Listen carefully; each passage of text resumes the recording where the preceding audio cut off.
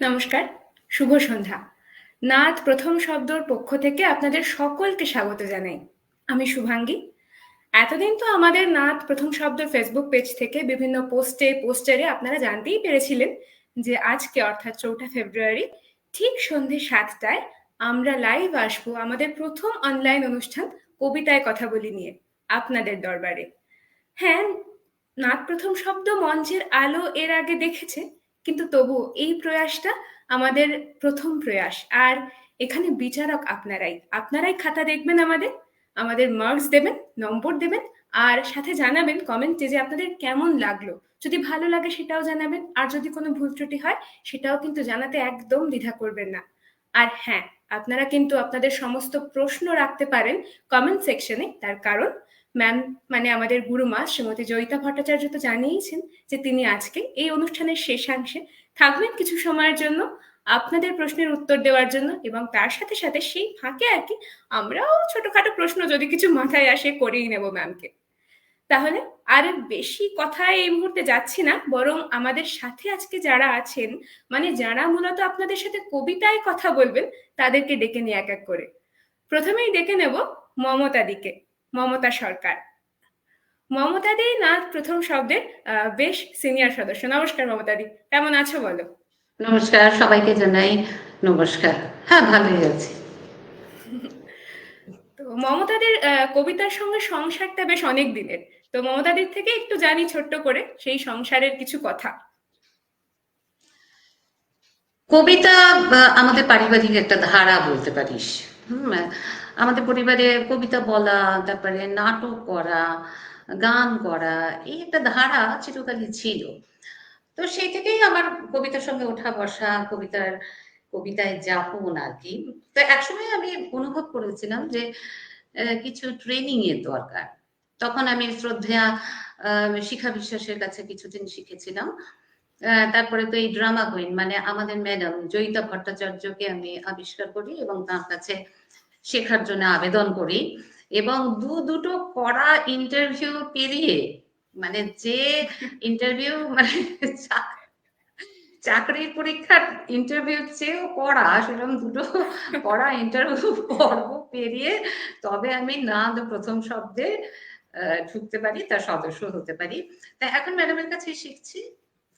কতদূর শিখতে পেরেছি তা জানি না।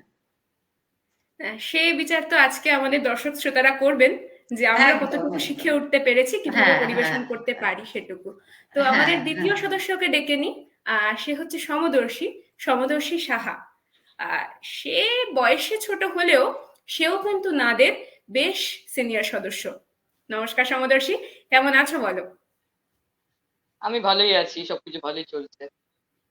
আচ্ছা, কোন ক্লাস এখন? আমি এখন ক্লাস 6-এ পড়ি। আর ম্যামের কাছে শিখতে শুরু করা কোন ক্লাসে? বলতে ম্যামের ক্লাস, ম্যামের সাথে আমি শিখেছিলাম ক্লাস 2, 3, 4 এরকম ক্লাসে উঠতে। আচ্ছা, সে অনেকদিন হলো বেশ, কারণ সমদর্শী নিজেই খুব ছোট্ট, তার মধ্যেও এটা কিন্তু বেশ অনেকটা সময়। বললাম না, সমদর্শী ছোট হলেও সমদর্শী আমাদের বেশ সিনিয়র সদস্য। তো যাকে এই আলাপ পরিচয়ের পর্ব তো আমাদের চলতেই থাকবে।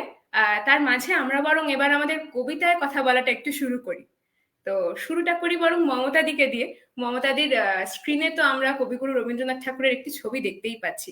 আসলে তাকে ছাড়া বোধহয় আমাদের কোনো শুরুই আসলে শুরু হয় না, আমাদের পথ চলাই শুরু হয় না। তাই মমতাদি, আজকে আমাদের এই প্রথম প্রয়াসের পথ চলাটা তার কবিতা দিয়ে শুরু করতে পারি? কথা মমতাদি দিয়েই শুরু বোধহয় করা মিউট যাক। আছেন। হ্যাঁ, হ্যাঁ, আনমিউট হয়েছে, বলো। হ্যাঁ হ্যাঁ, ঠিকই বলেছিস শুভাঙ্গী। আমাদের বাঙালিদের, বিশেষ করে বাঙালিদের, কোন অনুষ্ঠানই বোধহয় রবীন্দ্রনাথ ছাড়া শুরু আমরা করতে পারি না। অতএব রবীন্দ্রনাথকে নিয়ে আমরা আজকে পথ চলি, মানে শুরুটা তাকে দিয়ে হোক।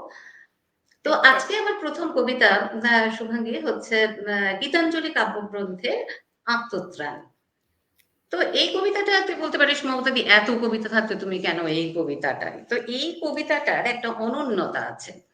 একটা প্রার্থনামূলক কবিতা, কিন্তু এই কবিতায় কবি কখনো ঈশ্বরের কাছে কিছু চাননি, কখনো বলেননি আমার চলার পথটা তুমি সুগম করো, যেন কোনো বাধা বিঘ্ন না আসে, যেটা আমরা সাধারণত বলে থাকি, সেটা কিন্তু কবি একবার বলেননি। কবি বরঞ্চ বলেছেন জীবনে চলার পথে ওঠানামা তো আছে, আলো অন্ধকার তো আছে, বিপদ তো আসবেই, কিন্তু আমরা যেন আমাদের শিরদাঁড়াটা একদম সোজা রেখে সেই পথে এগিয়ে যেতে পারি, সেই সাহসটুকু তুমি আমাকে দিও। মানে অসাধারণ একটা ভাবনা, তাই না?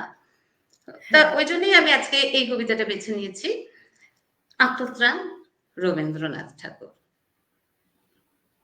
বিপদে মোরে রক্ষা করো, এ নহে মোর প্রার্থনা, বিপদে আমি না যেন করি ভয়, দুঃখ তাপে ব্যথিত চিতে নাই বা দিলে সান্ত্বনা, দুঃখে যেন করিতে পারি জয়, সহায় মোর না যদি জুটে, নিজের বল না যেন টুটে, সংসারেতে ঘটিলে ক্ষতি, লোভিলে শুধু বঞ্চনা, নিজের মনে না যেন মানি ক্ষয়, আমারে তুমি করিবে ত্রাণ, এ নহে মোর প্রার্থনা, তরিতে পারি শপথি যেন রয়, আমার ভার লাঘব করি নাই বা দিলে সান্ত্বনা, বহিতে পারি এমনই যেন হয়, নম্র শিরে সুখের দিনে তোমারে মুখ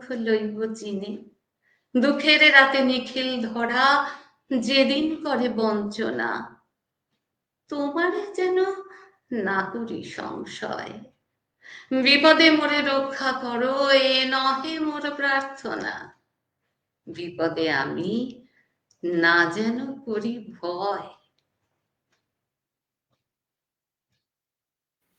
অসাধারণ। শুরুটা বড় সুন্দর হলো, সত্যি অনেকটা সাহস পেলাম।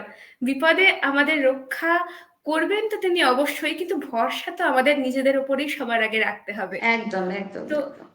হ্যাঁ, বড়দের জন্য তিনি অনেক কিছু লিখেছেন, তবু আমার যেন মনে হয় শিশু মনকে না রবীন্দ্রনাথের মতো করে বোধহয় আর কেউ বোঝেননি। তার সমস্ত লেখায় কৈশোর যে প্রশ্রয় পেয়েছে, আর অন্য কোথাও সেই প্রশ্রয় কৈশোর পায়নি। তাই আমাদের সাথে যখন সমদর্শী রয়েছেই, তখন সমদর্শী, তোমার কাছ থেকে কি আমরা রবীন্দ্রনাথ ঠাকুরের কিছু শুনতে পারি এখন? হ্যাঁ, নিশ্চয়ই। কবিগুরু রবীন্দ্রনাথ ঠাকুর লিখেছেন বাউল। আচ্ছা। দূরে অশ্বত্থতলায় পুতির কণ্ঠিখানি গলায়, বাউল দাঁড়িয়ে কেন আছো? সামনে আঙিনাতে তোমার এক তারাটি হাতে, তুমি সুর লাগিয়ে নাচো। পথে করতে খেলা, আমার কখন হলো বেলা, আমায় শাস্তি দিল তাই। ইচ্ছে হোথায় নাবি, কিন্তু ঘরে বন্ধ চাবি, আমার বেরুতে পথ নাই।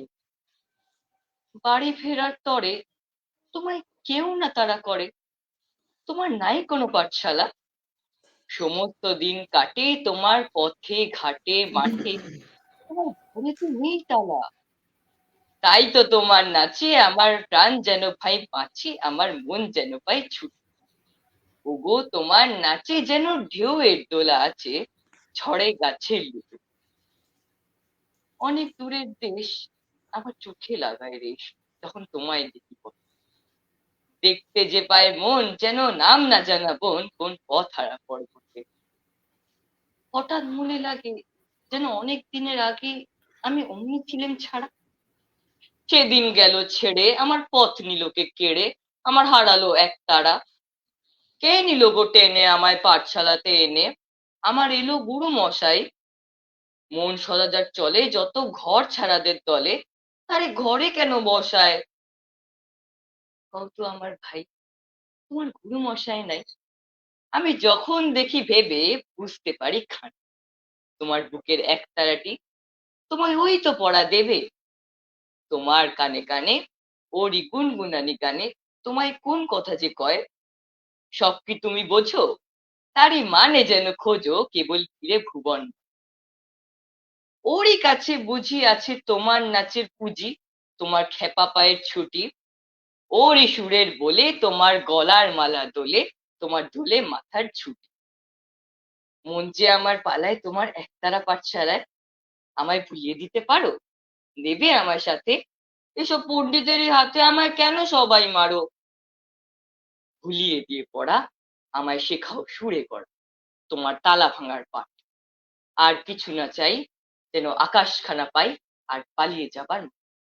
দূরে কেন আছো, দ্বারের আগল ধরে নাচো বাউল আমারই এইখানে। সমস্ত দিন ধরে যেন মাতন ওঠে ভরে, তোমার ভাগন লাগা গানে। সাধারণ, খুব সুন্দর বললে সমদর্শী। সত্যি, এই যে সমদর্শী ওর কবিতায় ওই পালিয়ে যাবার মাঠ, আকাশ, এগুলোর কথা বললো, এখন তো আর আমরা এই ফ্ল্যাট বাড়ির জানলা থেকে এগুলো পাই না, বলো মমতাদি? হ্যাঁ, একদম একদম একদম। হ্যাঁ, একদমই আমাদের এগুলো পাওয়া যায় না। হ্যাঁ। সত্যি। কিন্তু বলো, আমাদের যারা আগামী প্রজন্ম আছে, তাদেরকে তো আমাদেরকে কোথাও এই জিনিসটা পৌঁছে দিতে হবে, শিখিয়ে দিতে হবে যে প্রকৃতির সঙ্গে এবং মানুষের সঙ্গে একসাথে হাতে হাত রেখে বাঁচাটা খুব দরকার।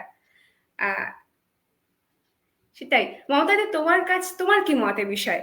তোমার কাছ থেকে একটু শুনি। হ্যাঁ, একদম। আর প্রকৃতির সঙ্গে আমাদের যোগাযোগ তো রাখতেই হবে, সেটা তো একটা ব্যাপার আছেই। এছাড়াও শুভাঙ্গী, আমার যেটা মনে হয় যে আমাদের প্রত্যেককে, মানে আমাদের পাশে আশেপাশে যারা আছে, প্রত্যেককে ধর্ম বা জাতপাতের ঊর্ধ্বে উঠিয়ে দেখা দরকার। প্রত্যেককে আমাদের ভাই বলে মনে করা দরকার।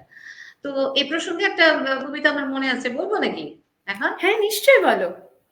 আচ্ছা, তো এখন আমি তাহলে একটা ওইরকমই একটা কবিতা, আয় ভাই, যেটা লিখেছেন কবি রত্নেশ্বর হাজরা, সেই কবিতাটা একটু আপনাদের শোনাচ্ছি।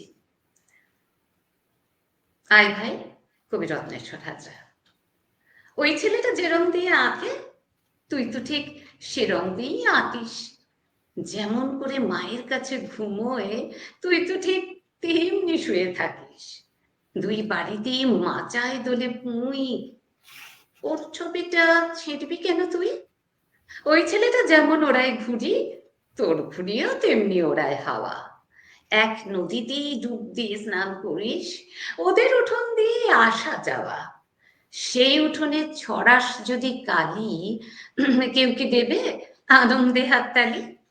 যেমন তোরে ওই ছেলেটা ঘুমে সাত সাগরে ভাষায় শোনার তরি, সেমন তোরে উধাও করে তোকে তেপান্তরে খেলতে আসে পড়ি। কেউ যদি দেয় ঝড় তুলে ওর গাঙে, ঝাপটা লেগে তোর ঘুমো তো ভাঙে। ওদের বাড়ি পাতায় ছাওয়া কুঁড়ে, তোদের চালও শুকনো খড়ে ছাওয়া। দুই উঠোনের মধ্যিখানে ঘোরে আগুন হাতে অমঙ্গলের হাওয়া।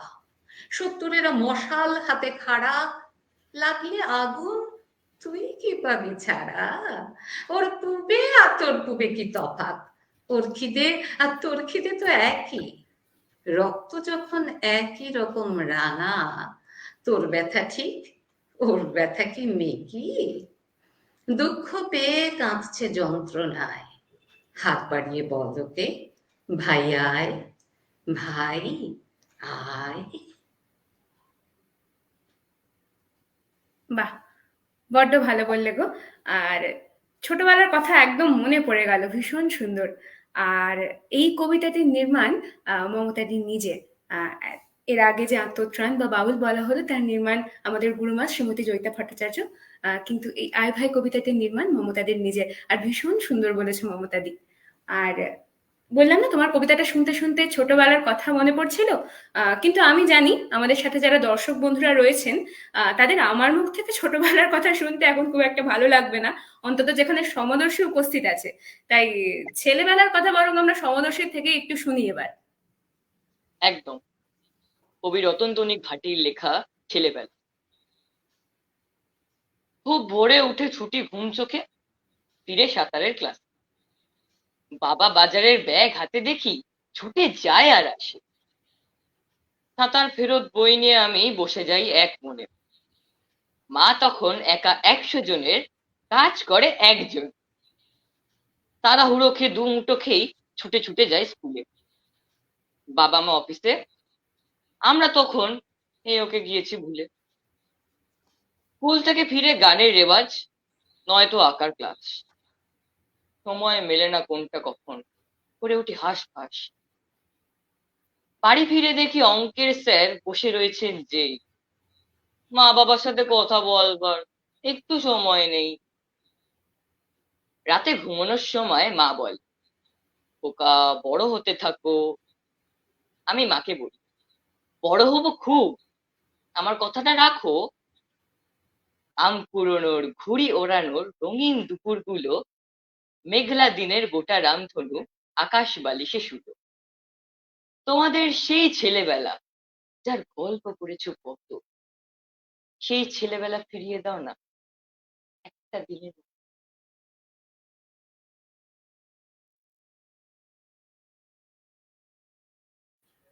বাহ, খুব ভালো, কি সুন্দর লাগলো। আর ছেলেবেলার কথা মনে পড়লে যে কথাটা একদম সাথে সাথে মাথায় আসে সেটা হলো মেয়েবেলার কথা। ছেলেবেলাটা যত সুন্দর হয়, যত আহ বৃহৎ পরিধিতে থাকে, মেয়েবেলা ভাবলেই না কেমন যেন পরিধিটা ছোট হতে থাকে। মমতাদি বুঝবে বিষয়টা। মমতাদি, তোমার কাছ থেকে একটু মেয়েবেলার কথা শুনি না। ও আমার কাছ থেকে শুনবি? আচ্ছা, তো মেয়েবেলাটা মানে কি আমাদের? মেয়েবেলাটা অনেকটা পুতুলের সঙ্গে জড়িত। আমরা তখন পুতুলের মতো ছিলাম, আমরা পুতুল নিয়ে খেলতাম। আস্তে আস্তে আমরা বড় হই, সংসারে প্রবেশ করি। কিন্তু আহ, যেটা আমার মনে হচ্ছে আজকে শুভাঙ্গী, আমরা মনে হয় চিরকাল পুতুলই থাকি। মানে আমাদের পুতুলকে যেমন নাচায় না, তেমনি আমাদের মানে সুতোগুলো যেন অন্যের হাতে রয়েছে। তারাও যেরকম আমাদের চালাচ্ছে, আমাদের জীবন যেমন চালাচ্ছে, সেইভাবেই যেন আমরা চলছি। এই কথাটা আজকাল যতই বয়স হচ্ছে ততই মনে হচ্ছে খানিকটা যেন পুতুল আমরা, অন্যের হাতে পুতুল। তো এই নিয়ে একটা কবিতা, পুতুল বাড়ি। হ্যাঁ, তো আসলে এই কবিতাটা, অরিজিনালি কবিতাটা লিখেছিলেন হেনরিক ইবসেন। তার বিখ্যাত কবিতা ডলস হাউস, সেটা দেবেশ ঠাকুর বাংলায় তর্জমা করেছেন, অনুবাদ করেছেন, নাম দিয়েছেন পুতুল বাড়ি। তো সেটা এখন একটু বলি, ঠিক আছে? আমি যখন পুতুল ছিলাম, পুতুলই তো, বিয়ে হিসেবে কেউ বলতো লক্ষ্মী আমায়, কেউ বলতো মনসা দেবী।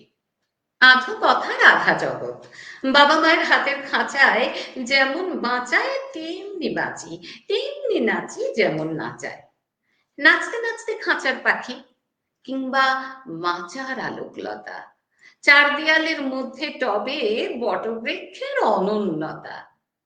আমার মধ্যে নদী এলো, পাহাড় এলো, লাল দোপাটি, নিষেধ এবং নায়ের মধ্যে পাপা এবং হাঁটি হাঁটি। মা দিদিমার হাতের পুতুল, এই করো না, ওইটে নিষেধ, দুইটি বই পাঠ্য এখন, অচলায়তন, অথর্ববেদ। অনির্বাণের সঙ্গে যেদিন প্রথম আলাপ কোচিং ক্লাসে, ও বেচারা হাত জড়িয়ে বললে আমায় ভালোবাসে, কত রকম পদ্য লিখে পাঠিয়ে দিত নোটের খাতায়। অত ভালোবাসার তথ্য ঢুকতো কি আর ছোট্ট মাথায়? লিখতো আমার লাবণ্য, রোজ, নন্দিনী বা শৈলবালা, সারা জীবন রাখবো ধরে স্বর্ণ চাপার নরম মালায়। তারপর যা হবার হলো, হাবুডুবু, পালিয়ে বিয়ে, বাপের বাড়ির খাঁচা ছেড়ে ঢুকি বরের খাঁচায় গিয়ে। পদ্য টদ্য উধাও হলো, ফুলের মালার নেই উপমা, 10টা 5টা গদ্য এখন, কত খরচ, কত জমা। বিবর্ণ সব, বিপন্ন সব, বিষণ্ণতার দীর্ণ বিকেল, সোনার জলটা ফিকে হয়ে বেরিয়ে পড়ে জীর্ণ নিকেল। স্বামীর হাতে পুতুল, ভাঙবে নিষেধ নায়ের কাঁচের চুড়ি। ঠিক তখনই নাভির নিচে জেগে উঠল নতুন কুঁড়ি। এখন আমি আবার পুতুল, যদিও চলে রূপোর জরি, ছেলে মেয়ে দম দিয়ে যায়, দম ফুরলে বাতিল করি। পুতুল বাড়ি। পুতুল বাড়ির মালিক আমি কখনো নই, দুধের মতো পাত্রগত, কখনো ক্ষীর, কখনো দই। আজও কিন্তু আকাশ দেখি, আজও ওড়ার মক্ষ করি। মৃণাল কিংবা নোড়ার মতো ভাবছি, যা হোক বেরিয়ে পড়ি। কি সুন্দর বললে, আহা! তবে এবার আমরা একটুখানি আমাদের দর্শক বন্ধুরা কমেন্টে কি লিখছেন সেটা একটু দেখে নিই, যারা আমাদের সঙ্গে আছেন অনেকক্ষণ ধরে। একদম তাদের একদম। কথাগুলো একটু শুনি। আহ অনেকেই অনেক কিছু লিখেছেন, সবাই লিখছেন মূলত যে আমাদের এই প্রয়াস, আমাদের সঙ্গে থাকতে তাদের ভালো লাগছে। সমদর্শীকে এবং মমতাদির সমস্ত কবিতা তাদের ভালো লাগছে। সবাই তোমাদের খুব ভালো বলছে। হ্যাঁ, তার মধ্যে আমারও কিছু কিছু প্রশংসা জুটেছে, একেবারে জোটেনি তেমন নয়। যে আয়শা অবশ্যই লিখেছে অবশ্যই জুটবে। হ্যাঁ সঞ্চালনা এত হ্যাঁ, সুন্দরভাবে বাঁধছে। সত্যি খুব কবিতাগুলোই এত সুন্দর। সুন্দর, মমতাদি সমদর্শী এত সুন্দর বলছে। তাই বাঁধার কাজটা বড় সহজ করে দিচ্ছে ওরাই। আর সুস্মিতা দি লিখছে যে মমতা দিকে লিখছে চমৎকার মমতা। রঞ্জিতা দিও লিখছে দারুণ, ও এটা আমার ভাগ্যে জুটেছে, দারুণ উপস্থাপনা শুভাঙ্গী। সমদর্শী তো অনেকে লিখেছে, একজন লিখেছিলেন আমি দেখলাম যে তিনি আফসোস করেছেন যে আমাদের সেই ছেলেবেলাটা সমদর্শীকে দিতে পারলো না। সত্যি এই আফসোসটুকু তো আমাদের অনেকেরই থাকবে। হ্যাঁ, এই যে মধুরা মিত্র লিখেছেন। তবে এবার আমরা ধীরে ধীরে আবার কবিতায় ফিরি। আর পুতুল বাড়ি শোনার পর একটু পরিবেশটা ভারী হয়েছে। তাই মমতাদি তোমার কাছ থেকে আবার মজার কিছু একটু কবিতা শুনি। মজার কবিতা শুনবি? আচ্ছা, তাহলে হ্যাঁ সত্যি বড্ড যেন ভারী ভারী কবিতা হচ্ছে, তাই না? একটা তাহলে মজার কবিতা বলি, হ্যাঁ। এখন হ্যাঁ, কবিতাটা অনেক পুরনো, মানে কবি দ্বিজেন্দ্রলাল রায়ের লেখা। যেমনটি চাই তেমন হয় না। তো দেখা যাক কতটা মজা হয় আমাদের কবিতাটা শুনে, ঠিক আছে? দেখো তাজাফরি ব্রহ্মার সৃষ্টি, বিশৃঙ্খলা বিশ্বময় না? এই যখন চাই রৌদ্র, ঠিক তখন হয় বৃষ্টি, আর যখন চাই বৃষ্টি, তা হয় না। আমি চাই অল্প মূল্যে হয় দামি পদার্থ, চাই পাওনাদারগণ ভুলে স্বীয় স্বার্থ, হেসে দিলেই হয় সব কৃতকৃতার্থ। তা যেমনটি চাই তেমন হয় না। আমি চাই স্ত্রী হয় রূপে গুণে অগ্রগণা, অথচ সাত চর মারলেও কথা কয় না। চাই বেশিরভাগ পুত্র, অল্পের ভাগ কন্যা। তা যেমনটি চাই তেমন হয় না। আমি চাই পুত্র বিবাহে আনে বয়স্থা, কন্যা দায়গ্রস্ত টাকার বস্তা, আর নিজের মেয়ের বিয়ে হয়ে যায় সস্তা। তা যেমনটি চাই তেমন হয় না। আমি চাই চির যৌবন, আমার কেমন বাতিক, তা যৌবন বাঁধা তো রয় না। চাই ধনে হই কুবের আর রূপে হই কার্তিক। তা যেমনটি চাই তেমন হয় না। আমি চাই আমার বুদ্ধিটি হয় আরো সূক্ষ্ম, চাই বাচ্চার মেজাজ হয় একটু কম রুক্ষ। আমি চাই কেবল সুখটি, আর চাই না কো দুঃখ। তার যেমনটি চাই তেমন হয় না। আমি চাই আমার গুণকীর্তন গাই বিশ্ব শুদ্ধ, যেন শিখানোর তিয়া কি ময়না। চাই ভস্য হয় শত্রুগণ যখন হই ক্রুদ্ধ, তা যেমনটি চাই তেমন হয় না।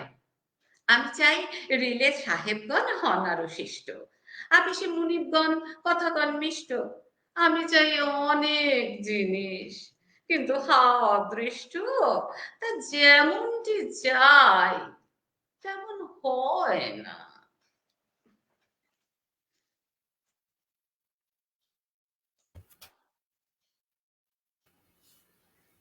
দারুণ, খুব মজা লাগলো।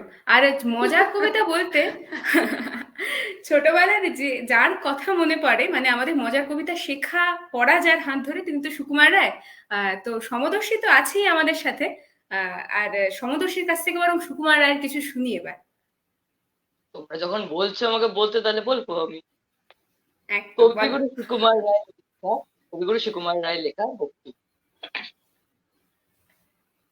হেড অফিসের বড় বাবু লোকটি বড় শান্ত, তার যে এমন মাথার ব্যামো কেউ কখনো জানতো? দিব্যি ছিলেন খোশ মেজাজে চেয়ার খানি চেপে, একলা বসে ঝিমঝিমিয়ে হঠাৎ গেলেন খেপে, আতকে উঠে হাত পা ছুড়ে চোখটি করে গোল, হঠাৎ বলেন, গেলুম গেলুম, আমায় ধরে তোল। তাই শুনে কেউ বদ্যি ডাকে, কেউ বা হাঁকে পুলিশ, কেউ বা বলে কামড়ে দেবে সাবধানে তো তুলিস। ব্যস্ত সবাই এদিক ওদিক করছে ঘোরা। বাবু হাঁকে, ওরে আমার গোপ গিয়েছে চুরি। গোপ হারানো আজব কথা, তাও কি হয় সত্যি? গোপ জোড়া তো তেমনি আছে, কমেনি এক রূপ। সবাই তারে বুঝিয়ে বলে, সামনে ধরে আয়না, মোটেই গোপ হয় না চুরি, কখনো তা হয় না। রেগে আগুন, তেলে বেগুন, তেড়ে বলেন তিরি, কারোর কথা ধার ধারে নি, সব বেটাকেই চিনি। নোংরা ছাটা, খ্যাংরা ঝাঁটা, বিচ্ছিরি আর ময়লা, এমন গোপ তো রাখতো জানি শ্যাম বাবুদের গয়লা। এ গোপ যদি আমার বলিস, করবো তোদের জবাই। এই না বলে জরিমানা করলেন তিনি সবাই। ভীষণ রেগে বিষম খেয়ে দিলেন লিখে খাতায়, কাউকে বেশি লাই দিতে নেই, সবাই চড়ে মাথায়। অফিসের এই বাঁদর গুলো মাথায় খালি গোবর, বৌদুরা যে কোথায় গেল, কেউ রাখে না খবর। ইচ্ছে করে এই বেটাদের গোপ ধরে খুব নাচি, মুখ্যগুলোর মুন্ডু ধরে কোদাল দিয়ে চাঁচি। গোপকে বলে তোমার আমার, গোপ কি কারো কেনা? গোপের আমি গোপের তুমি, তাই দিয়ে যায় চেনা। এটা দারুণ বলেছিস সমদর্শী।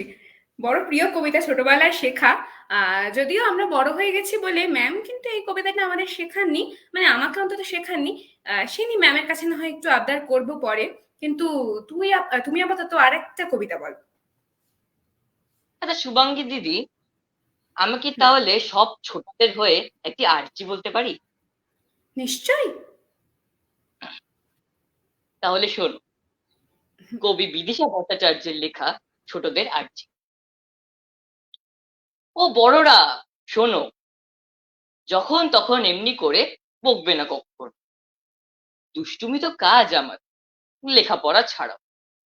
সহ্য করো সহ্য করো, ধৈর্যটাকে বাড়াও। ডান পিটেরা হয় যে সেরা, ইতিহাসই বলে। ছোট্টবেলার গল্পগুলো দুষ্টু ছাড়া চলে? তোমরা তো ছোট্ট ছিলে, শান্ত ছিলে নাকি?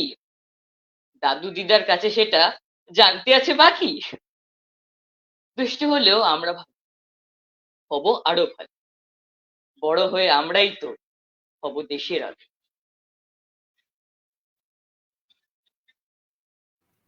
একদম।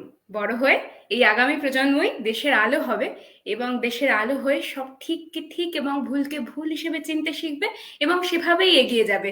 তবেই বোধহয় আমাদের সমাজটা ভীষণ সুন্দরভাবে এগোবে, এবং আমরা একটা নতুন প্রজন্মকে একদম স্পষ্টভাবে আমাদের সামনে দেখতে পাবো, যারা আমাদের সব ঠিক ভুলগুলোকে সুন্দর করে চালনা করবে। মমতাদি, তোমার কি মত এ বিষয়ে? একদম একদম একদম, হ্যাঁ, ছোটদের আর্জি তো আমাদের মানতেই হবে। ছোটরা তো আমাদের সমাজের ভবিষ্যৎ, আমাদের দেশের ভবিষ্যৎ। তো তাদের কি মন চাইছে, তাদের আর্জি তো আমাদের শুনতেই হবে, মানতেই হবে, তাই না? তাদের বাদ দিয়ে তো কিছুই হবে না। হ্যাঁ, এই ফাঁকে আমি আরেকটা ছোট্ট কথা বলে দিই, আমি মিস করেছি। এর আগে মমতাদি যে কবিতাটি বললো, অর্থাৎ যেমনটি চাই তেমন হয় না, সেই কবিতাটির নির্মাণও কিন্তু মানে আবৃত্তি নির্মাণও কিন্তু মমতাদির নিজে। মমতাদি বলছে না আচ্ছা যে আমি ভাগ আচ্ছা করছি না আচ্ছা একথা, সে জানি আচ্ছা না। আচ্ছা, আমি না, আমি একটা কথা বলতে চাইছি। শুভাঙ্গী বারবার বললো যে দুটো কবিতার আবৃত্তি নির্মাণ চৈতা ভট্টাচার্যের নয়, মানে আমার ম্যাডামের নয়, আমার নিজের। এই প্রসঙ্গে আমি একটা কথা বলে রাখি, যে ম্যাডাম আমাদের যেটা বলেছেন, মানে আবৃত্তি নির্মাণ উনি নিশ্চয়ই করে দেন, কিন্তু উনি আমাদের যেটা শিখিয়েছেন, শুভাঙ্গী তুইও তো জানিস, যে প্রত্যেকটি কবিতাই তো আমি তোমাদের শেখাতে পারি না, পৃথিবীর সমস্ত কবিতা তো আমি তোমাদের শিখিয়ে দিতে পারি না। তো উনি এইটা শিখিয়েছেন যে প্রত্যেকটি কবিতা যেন আমরা নিজেরা, তার আবৃত্তি নির্মাণটা যেন আমরা করতে পারি, এই শিক্ষাটা উনি দিয়েছেন। যে সারা জীবন আমার কাছে তুমি পড়ে থাকবে, সারা জীবন আমার আমি যেটা যেটা শেখাবো তুমি শিখবে, আর বাদ বাকিগুলো তুমি শিখবে না, বলবে না, এটা যেন না হয়। এবং সেই কারণেই আমি এই দুটো কবিতা আজকে চয়েস করলাম, এটা হ্যাঁ, বোঝাবার জন্য। হয়তো আবৃত্তি নির্মাণ আমারই, কিন্তু নিশ্চয়ই তার পেছনে জয়িতা হ্যাঁ, ভট্টাচার্য আছেন, একদম ওনার আমাদের এই শিক্ষাতেই শিক্ষাতেই আমরা শিক্ষিত। আমাদের নাদের ঘরানাটা আমরা সবাই বোধহয় বহন করার চেষ্টা করছি, এবং এটা আমাদের আজীবনের হ্যাঁ, চেষ্টা থাকবে যেন এটুকু আমরা বহন করতে পারি। একদম একদম। হ্যাঁ। মমতা দি, এবার তোমার কাছ থেকে কবিতা শুনি, একটা একটু সিরিয়াস কবিতা শুনি। অনেকক্ষণ মজার কবিতা আমরা শুনে নিয়েছি, এবার একটু বড়দের মতো কবিতা শুনি। আচ্ছা, আমি তো সিরিয়াস কবিতাই বলি। আচ্ছা, তারপরে তুই যখন বললি শুভাঙ্গী, তো কবি বীরেন্দ্র চট্টোপাধ্যায় লিখা একটা কবিতা, রাস্তা কারো একার নয়। হ্যাঁ, তো সেটা এখন একটু বলছি।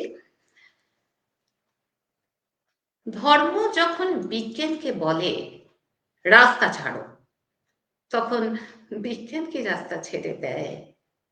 পোপের ভয়ে দেশান্তরী হয়েছিলেন লিওনার্দো দা ভিঞ্চি। সারাদিন একটা অন্ধকার ঘরের মধ্যে পায়চারি করতেন গ্যালিলিও গ্যালিলি। তাকে পাহারা দেওয়ার জন্য বসে থাকতো একজন ধর্মের পেয়াদা, যার চোখের পাতা বাতাসেও নড়ত না। বিজ্ঞান কি সেদিন থেমেছিল? তীর্থের পান্ডাদের হই হই, তাদের লাল চোখ কি পেরেছিল পৃথিবীকে বেঞ্চের উপরে দাঁড় করিয়ে সূর্যকে তার চারদিকে উঠবোস করাতে? ধর্ম যতদিন দুঃখী মানুষকে বেঁচে থাকার সাহস দেয়, ততদিন রাস্তা নিয়ে কারো সাথে তার ঝগড়া থাকে না। রাস্তা কারো একার নয়, বরং তাকেই একদিন রাস্তা ছাড়তে হয় যার স্পর্ধা আকাশ ছুঁয়ে যায়। বিজ্ঞান যখন প্রেমের গান ভুলে ভাড়াটে জল হাতে পোশাক গায়ে চাপায়, আর রাজনীতির বাদশারা পয়সা দিয়ে তার ইজ্জত কিনে নেয়, আর তার গলা থেকেও ধর্মের ষাঁড়েদের মতোই কর্কশ আদেশ শোনা যায়, রাস্তা ছাড়ো নইলে। পৃথিবীর সাদা কালো হলুদ মানুষের গান, তাদের স্বপ্ন, এক মুহূর্ত সে চিৎকার শুনে থমকে তাকায়। তারপর যার যেদিকে রাস্তা সেদিকে মুখ করে তারা সামনের দিকে, আরো সামনের দিকে এগিয়ে যায়। কেউ কারোকে রাস্তা ছেড়ে দেয় না। যতদিন এই পৃথিবীতে গান থাকে, গানের মানুষ থাকে, স্বপ্ন থাকে। একদম, পৃথিবীতে গান থাকে, গানের মানুষ থাকে, স্বপ্ন থাকে, এবং যেভাবে আজকে আমাদের সঙ্গে দর্শক শ্রোতারা আছেন, এর থেকে বোঝা যায় যে এখনো পৃথিবীতে সব স্বপ্ন, সব ভালো কিছু তো মরে যায়নি। তাই যা ঠিক তা ঠিক নিজের রাস্তা করে নেবে, কোনো না কোনো ভাবে তো করে নেবেই। একদম আহ একদম। হ্যাঁ, এবার একটু সমদর্শীর কাছে যাই আমরা, সমদর্শীর থেকেও কিছু শুনি। সমদর্শী, বল এবার কি শোনাতে ইচ্ছে করছে। আচ্ছা, আমি আমরা বলছি কি, সমদর্শী কি কোনো সিরিয়াস কবিতা শেখেনি? সব মজার কবিতা, বাচ্চাদের কবিতা। সমদর্শী কিছু শিখেছিস? এরকম কেন ভাবছো? ম্যাম আমাকেও শিখিয়েছে অনেক সিরিয়াস কবিতা, তার ওই মধ্যে থেকে দেখ, শুনি তাই তাহলে তো। একটা। আচ্ছা, হ্যাঁ। সেটার মধ্যে থেকে হলো কবি সুকান্ত ভট্টাচার্যের লেখা দেশলাই গান। আমি একটা ছোট্ট দেশলাই, এত নগণ্য হয়তো চোখেও পড়ি না, তবু যেন মুখে আমার উসকুস করছে বারুদ, বুকে আমার জ্বলে উঠবার দুরন্ত উচ্ছ্বাস। আমি একটা দেশলাইয়ের কাঠি। মনে আছে সেদিন হুলস্থুল বেঁধেছিল, ঘরের কোণে জ্বলে উঠেছিল আগুন, আমাকে অবজ্ঞা করে না নিতে ছুড়ে ফেলে। কত ঘরকে দিয়েছি পুড়িয়ে, কত প্রাসাদকে করেছি ধূলিসাৎ, আমি একাই ছোট্ট একটি দেশলাই কাঠি। এমনি বহু নগর, বহু রাজ্যকে দিতে পারি ছাড়খাড় করে, তবুও অবজ্ঞা করবে আমাদের। মনে নেই এই সেদিন আমরা সবাই জ্বলে উঠেছিলাম একইবার, চমকে উঠেছি। আমরা শুনেছিলাম তোমাদের বিবর্ণ মুখের আর্তনাদ।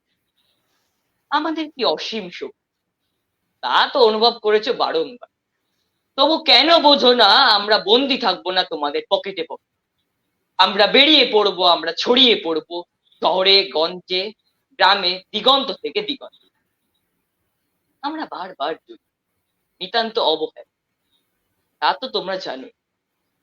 কিন্তু তোমরা তো জানো না কবে আমরা জ্বলে উঠবো সবাই শেষবারের মতো। অসাধারণ, সত্যি। সমদর্শী এই কবিতাটি শিখেছে, এবং এই কবিতাটি আমাদের সকলেরই হয়তো খুব পরিচিত, কিন্তু ম্যামের নির্মাণে কবিতাটা একটা অন্য মাত্রা পেয়েছে। তো ম্যামের কাছে এটাও শেখার আর্জি তো আমাকে জানাতেই হবে। এতদিন ভীষণ শীত পড়েছিল, তো তাই জন্য ঠিক সেভাবে আর্জিগুলো নিয়ে ম্যামের সামনে বসা হয়নি। এখন একটু শীতটা কমেছে, সুতরাং বসা যাবে। কিন্তু সমদর্শী কিন্তু বেশ দূরে থাকে, সমদর্শী আলিপুরদুয়ারে থাকে, দারুণ জায়গা। সেখানের আবহাওয়ার কি খবর এখন? হ্যাঁ, এখানে তো অনেকটাই শীত আছে, কিন্তু বসন্তর হাওয়াও বইছে। সেই বসন্তর হাওয়ার হাবভাব নিয়ে আমি একটা কবিতা শোনাতে চাইছি, শোনাতে পারি? নিশ্চয়ই শোনাও। কবি মন্তাত্রান্তা সেনের লেখা বসন্ত উৎসব। বসন্তকাল আসলে পরে গাছগাছালির মজা, সবাই মিলে উড়িয়ে দিল কিশলয়ের ধ্বজা। সেজে গুজে চললো সবাই উৎসবে যোগ দিতে, শিমুল পলাশ সবার মাথায় টুকটুকে লাল ফিতে। কৃষ্ণচূড়ার আগুন রঙের ওড়না চুড়িদার, রাধাচূড়ার মতন আছে স্বর্ণচুড়ি কার। জারুল পারুল ভাই বোনেতে করছে কি হাঙ্গামা, ওদের যে চাই গোলাপি আর বেগনি রঙের জামা। আলোকসজ্জে নইলে কি আর তেমন শোভা খোলে, অমল তাসের ডালে সোনার ঝাল লণ্ঠন তোলে।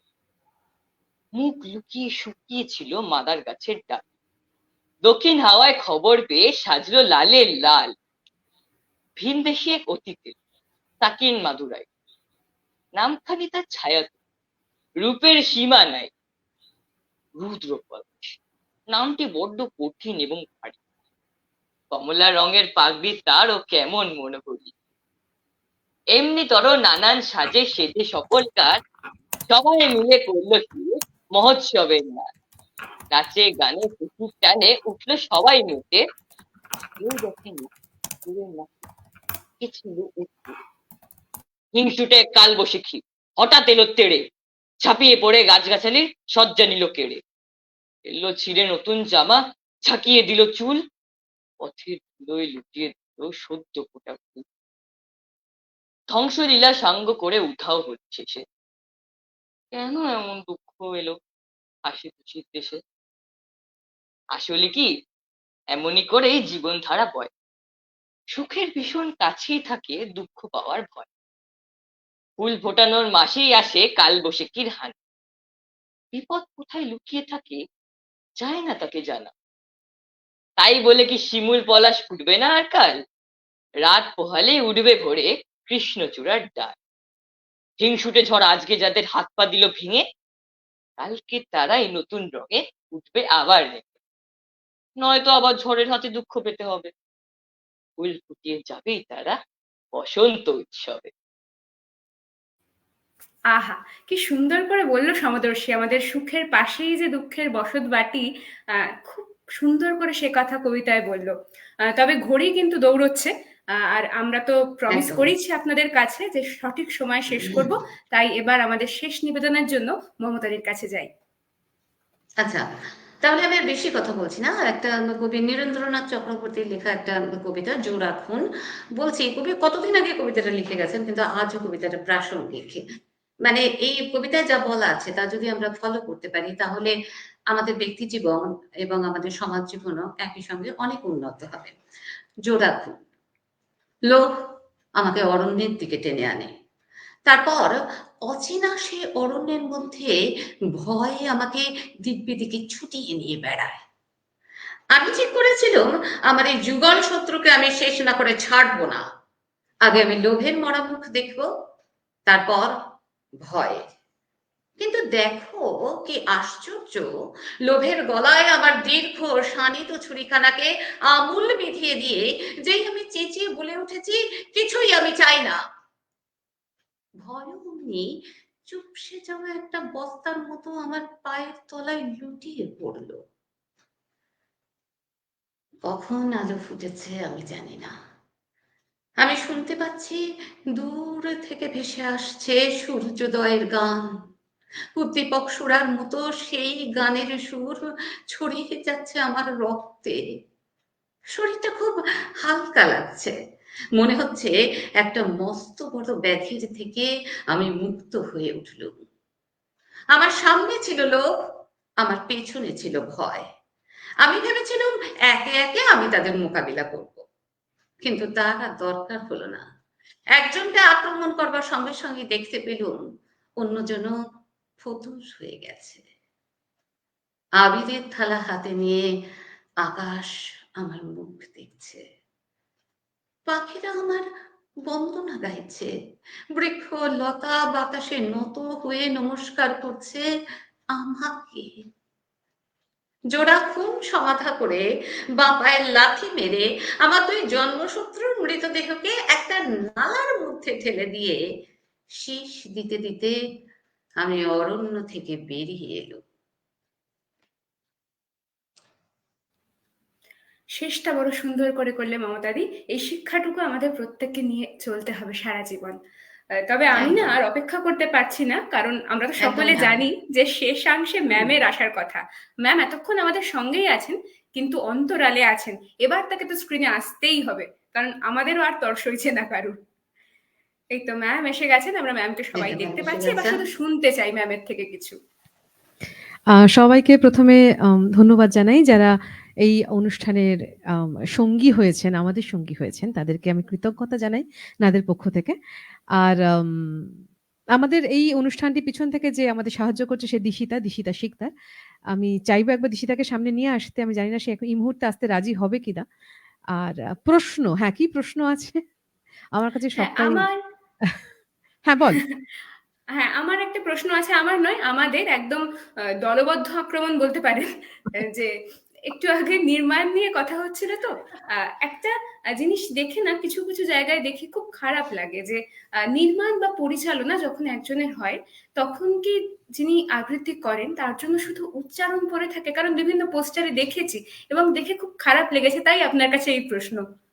হ্যাঁ, নিশ্চয়ই। মানে এটা একটা খারাপ লাগার খুব স্বাভাবিক ব্যাপার। আমি তার আগে আরেকটা প্রশ্ন করি। যদিও প্রশ্নের উত্তরে আমি উত্তর দিতে পছন্দ করি প্রশ্ন না করে। কিন্তু এই প্রশ্নটা করতেই হচ্ছে। আ সব রবীন্দ্রসঙ্গীত কি সবার কণ্ঠে ভালো লাগে? না, লাগে না। না, লাগে না। কিন্তু একই স্বরের সঙ্গে থাকে তো, একই সুরের মধ্যে দিয়ে তো চলাফেরা হয়। একদম অথচ ভালো লাগে একদম। না। তো সেইখানে শিল্পীর কাজ। সুতরাং কবিতা থেকে আমি যেমন সবসময় বলি কবিতা থেকে আবৃত্তি পরিবেশন এটা একটা লম্বা একটা মানে একটা রাস্তা বলা যেতে পারে। যেটা আবৃত্তি নির্মাণের মধ্য দিয়ে গিয়ে কবিতা আবৃত্তি তৈরি হচ্ছে এবং সেখানে শিল্পী আবৃত্তি পরিবেশন করছে।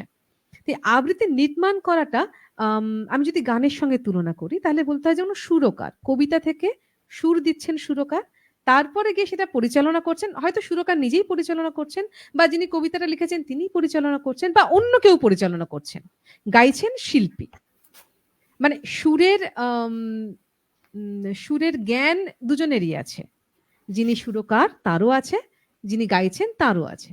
কিন্তু সব গায়ক গায়িকা কি সুরকার হতে পারেন? ঠিক সেরকমই সব সুরকার কি সেরকমভাবে গাইতে পারেন?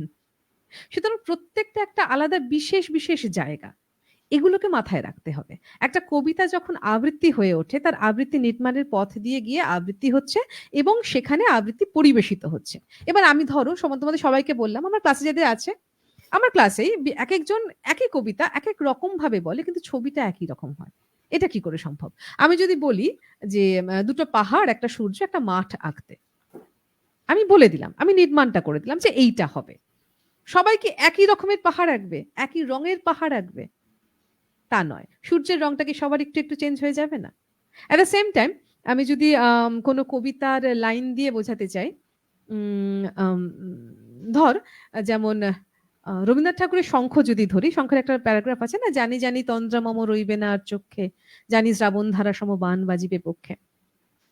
তো যার বয়স কম, যার গলায় অনেক দরাজি গলা আর কি, রেওয়াজি গলা, সে যদি বলে জানি জানি তন্দ্রা মম রইবে না আর চক্ষে, জানি শ্রাবণ ধারা সম বাণ বাজিবে বক্ষে, কেউ বা ছুটে আসবে পাশে, কাঁদবে বা কেউ দীর্ঘশ্বাসে। জাস্টিফাই হলো কথাগুলো? কিন্তু যিনি খুব শান্ত স্বভাবের, যিনি খুব আস্তে আস্তে কথা বলেন, তিনি কি এই রকম পেসিং এ কথা বলতে পারবেন? নিশ্চয়ই নয়। তখন তিনি কি করবেন? জানি জানি তন্দ্রা মম রইবে না আর চক্ষে, জানি শ্রাবণ ধারা সম বাণ বাজিবে বক্ষে। তো এই হচ্ছে পরিচালকের কাজ, কাকে দিয়ে কিভাবে করাবো। কিন্তু আর আবৃত্তি নির্মাণ যে করছে তার কি কাজ? যে ছবিটা যেন একই আসে। দুটোতেই কিন্তু সেই বেদনাটা আছে, সেই জেদটা আছে, যেটা এইখানে আসার চেষ্টা করছে। মানে এটা জাস্টিফাই করছে এই শব্দগুলোকে। সুতরাং এই হচ্ছে আবৃত্তি নির্মাণ পরিচালক এবং আবৃত্তিকার বা আবৃত্তি কর্মী, আবৃত্তি শিল্পী যাই বলেন না কেন, এই সবকটা আলাদা আলাদা আলাদা জনার। এবং সবাই যদি একই রকম ভাবে কবিতা বলে, আমার মনে হয় সেটা খুব একটা কি বলবো, গ্রহণযোগ্য হয় না। তার কারণ হচ্ছে আমরা তো প্রত্যেকে আলাদা আলাদা বাচনিতে কথা বলি, তাহলে আমরা একই রকম ভাবে কথা বলবো কেন, তাই না? তো আমার মনে হয় এইটা হচ্ছে আবৃত্তি নির্মাণের কতটা দরকার। একটা কবিতা থেকে কবিতাটার জন্মর জন্য আবৃত্তি নির্মাণটা ভীষণ পরিমাণে দরকার। সেই আবৃত্তি নির্মাণ সবাই করতে পারে না। আবার যারা আবৃত্তি নির্মাণ করতে পারে তার মানে সে ভালো আবৃত্তি শিল্পী হবে, তাও নয়। সবকটার জন্য আলাদা আলাদা প্রসেস আছে, আলাদা আলাদা প্র্যাকটিস আছে, আলাদা আলাদা রেয়াজ আছে। তো সেটাই মাথায় রাখতে হবে। আমি দেখতে পাচ্ছি যে লাইভে ৪৫ মিনিট হয়ে গেছে, ৩০ সেকেন্ড। তো আমি দিশিটাকে চট করে আসতে বলবো, এবং আমার খুব আনন্দ হয়েছে আজকে যে আমাকে বেশি কথা বলতে হয়নি। থ্যাংক ইউ সবাইকে, অনেক ধন্যবাদ। দিশিতা, একবার তুমি সামনে এসো।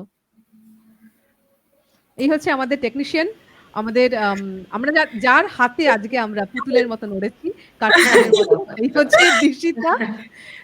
তো সবাইকে সবাইকে আমি ধন্যবাদ জানাই। আমাদের এই প্রথম প্রয়াস, এবং এই প্রয়াস সবটাই আমার রাজকন্যা রাজপুত্ররাই করেছে, আমি কিচ্ছু করিনি। ইভেন আমাকে যে কোয়েশ্চেনটা করা হবে সেটাও কিছুটা হলেও চেঞ্জ করা হয়েছে আর কি। তো আপনারা যদি কোনো প্রশ্ন থাকে, যদি আপনাদের আবৃত্তি নিয়ে কোনো আমার কাছ থেকে কোনো কিছু জানার থাকে, কেন এটা কেন ওটা না, আপনারা করতেই পারেন আগামী অনুষ্ঠানেও। আর আমি যেরকম বলেছিলাম আপনাদের কাছে, প্রতি 15 দিন বা 21 দিনের মধ্যে আমরা আসার চেষ্টা করব। তো নেক্সট প্রোগ্রামের আমি ডেটটা এখনই অ্যানাউন্স করে দিচ্ছি, 25শে ফেব্রুয়ারি। আমি ঠিক বলছি তো? 25শে ফেব্রুয়ারি রবিবার আমরা আবার 7টার সময় বসবো। তবে হ্যাঁ, এবার রাজকন্যারা অন্য হবে, এরা নয়। আপনারা নিশ্চয়ই সঙ্গে থাকবেন সেদিনকেও। আজকে তাহলে আসি আমরা সবাই মিলে সবাইকে নমস্কার করে দিই। হ্যাঁ, একদম। নমস্কার। শুভরাত্রি।